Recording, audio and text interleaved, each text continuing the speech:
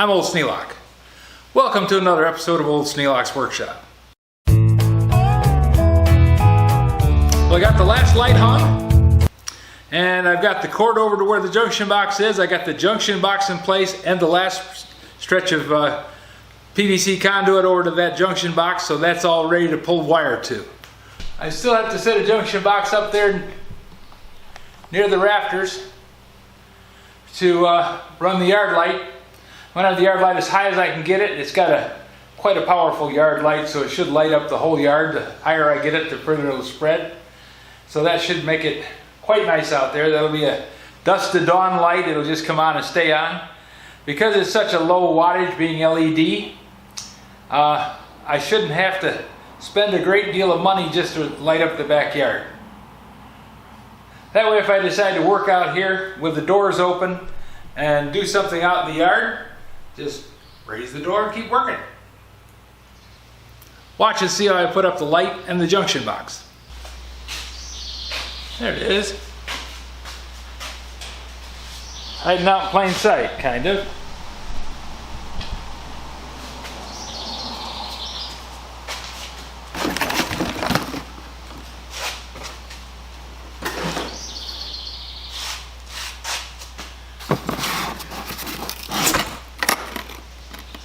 Pile of junk.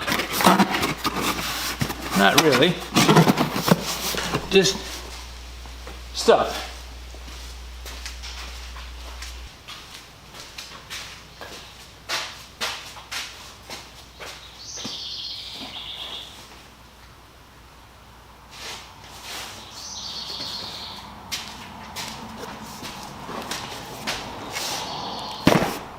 These are the ceiling lights I'm putting up in the shop.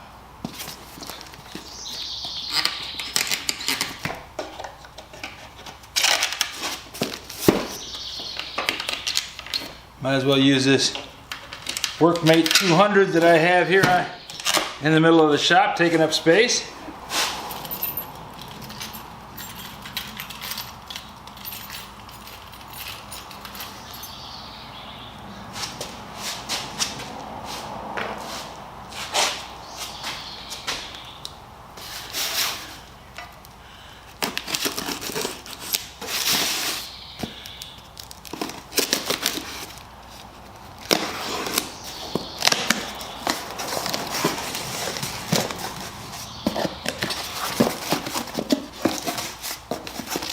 They're all nicely packed.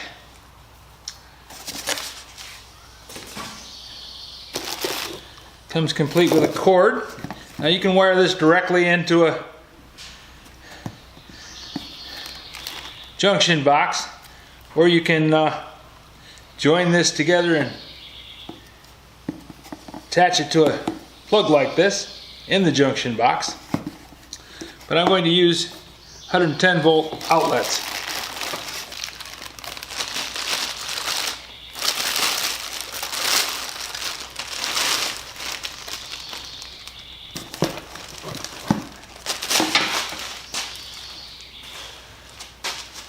Because this 6-foot cord allows me to put them 12 feet apart and reach over and plug into the outlets on the center beam.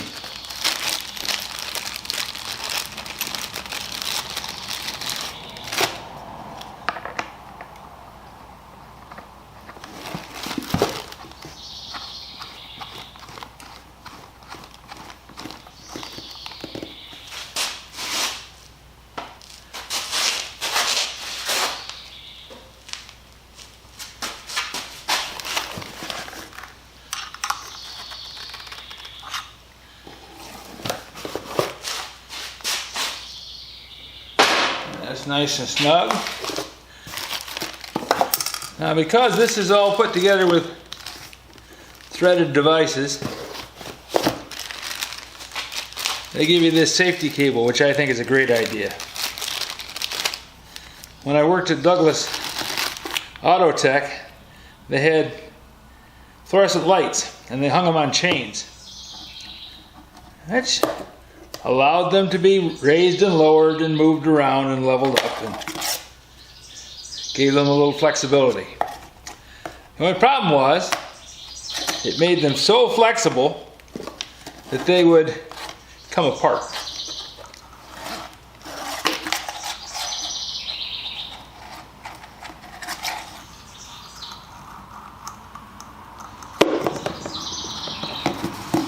And what this does, if something happens, I'm going to move this to a different place. And say high winds come and they're rattling the building. And the building is rattling enough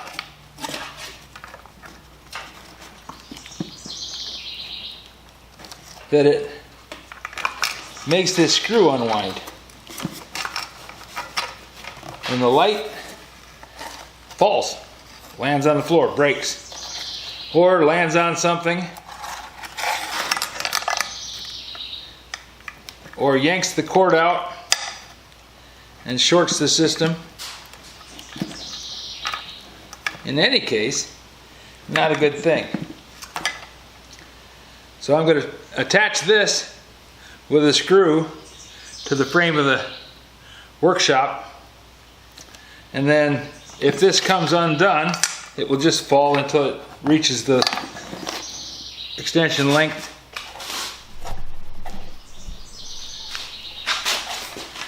If this screw comes undone, it won't fall all the way to the floor. It'll only be able to go as far as the length of that cable.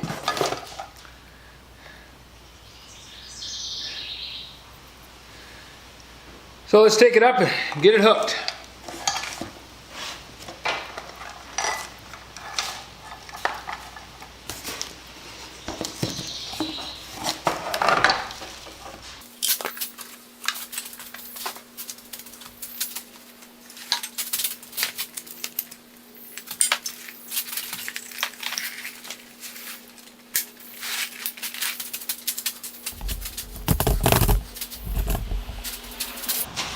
Tool belts are handy. Let you carry a lot of stuff, hook your tools onto your tool belt, climb a ladder, no problem. Even with a lanyard, if I drop it, it won't reach the floor. Kind of like the safety cable on that light. But there's a problem.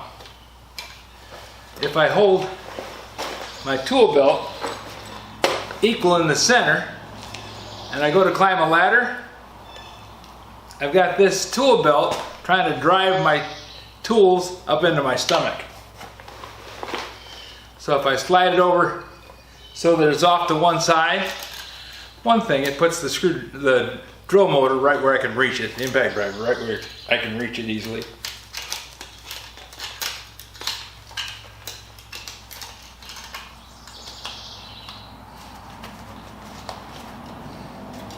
It also makes it so that my leg goes up between the two pouches on either side of this one. Makes it so I can climb a ladder. Things you gotta do. Okay, first thing to do is go up and attach this to the hanger that I have up there.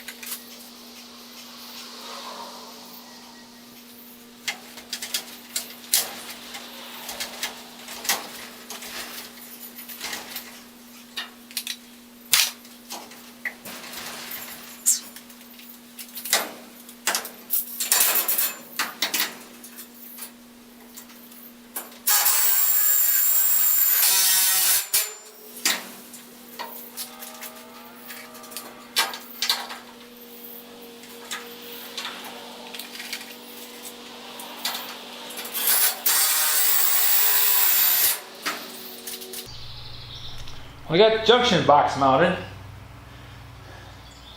Something I just noticed. There's a flaw in the makeup of this ladder. See the distance here?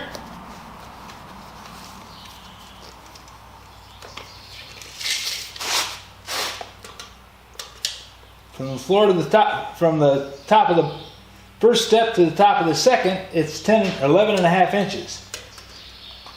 It's only 9 inches from the floor to that one. I have been going down this ladder thinking,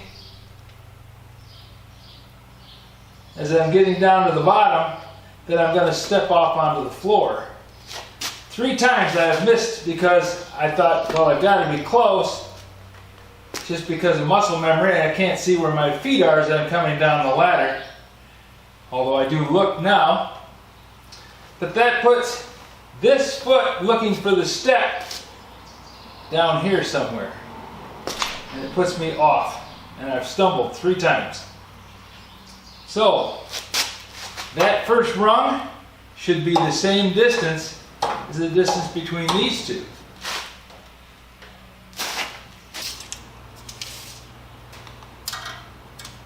Eleven and a half. 11 and a half.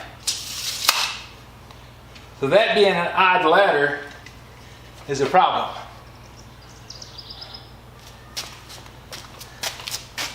I've been climbing ladders a long time, and this is the first one I've had a real problem with getting down, because I kept thinking, well, you're just getting old and you're missing your balance. Keller Extra Heavy Duty, 300 pounds, Type 1A, Cervical Extra Passato, made by the 210 Water Company, Greenville, PA, part number 100531-72.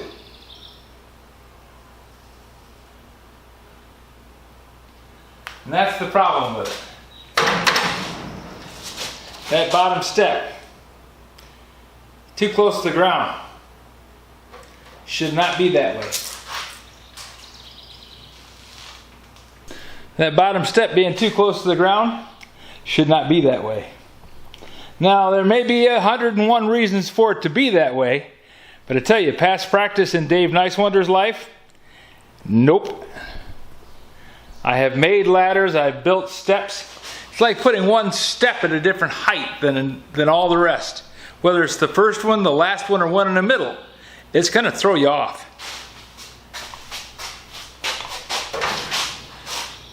It's going to mess with your balance, going to mess with your timing on climbing the steps. Just not a good idea. Now I'm going to keep using this ladder, but in this one flaw that I found, I couldn't find anything else, but it puzzled me why I kept having trouble climbing this ladder and getting down off the ladder. Timing. Okay, grab this piece of conduit.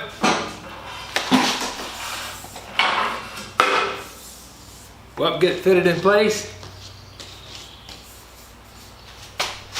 and go from there.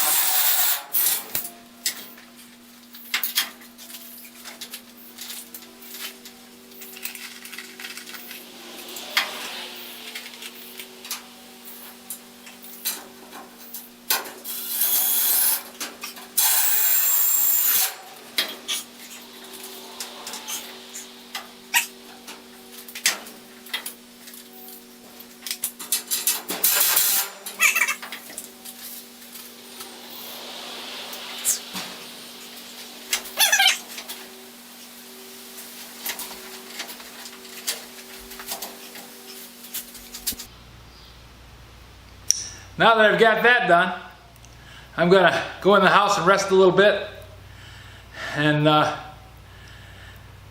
cool off. If you have any suggestions for new video, questions about today's video, or any of the other videos on the channel, just drop a note in the comments. You know I read them all. Thanks for watching.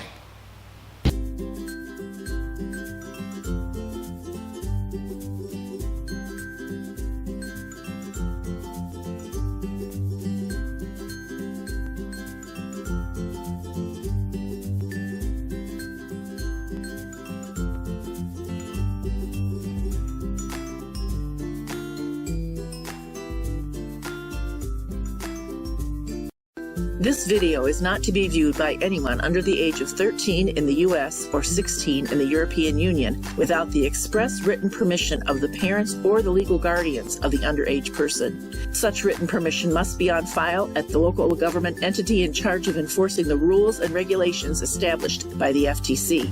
Anyone violating these terms is admitting by default that they hold harmless the owners and operators of this channel. Any and all questions should be addressed to your local branch of the FTC.